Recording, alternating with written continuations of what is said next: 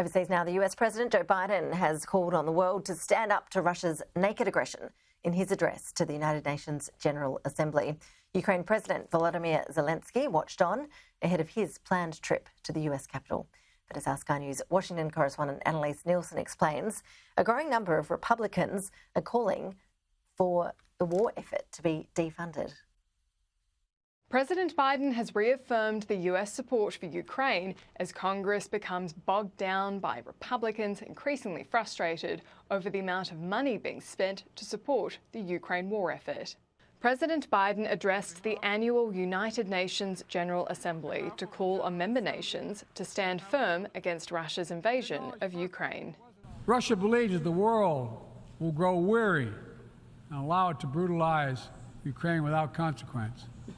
But I ask you this: if we abandon the core principles of the United States to appease an aggressor, can any member state in this body feel confident that they are protected?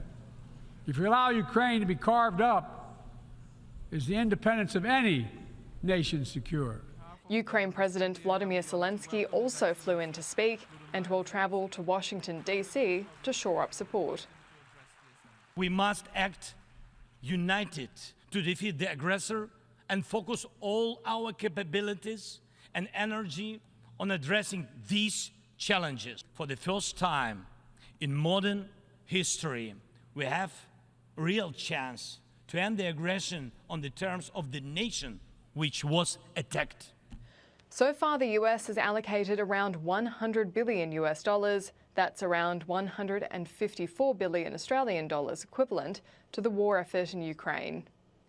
It's a cause increasingly unpopular among the far right of the Republican Party. I've told them this entire time, I'm not voting for anything that funds Ukraine. It funds it. Part of it is the administration has been unclear what they're actually trying to accomplish there. This faction is holding back key government funding bills over Ukraine funding, which will likely trigger a US government shutdown next week. A good portion of the money allocated to Ukraine is being spent in this country to rebuild our industrial base. It's also important to remember we've not lost a single American.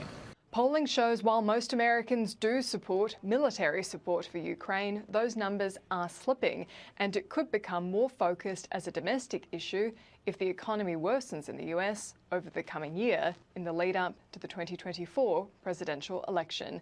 Annalise Nielsen, Sky News, Washington, D.C.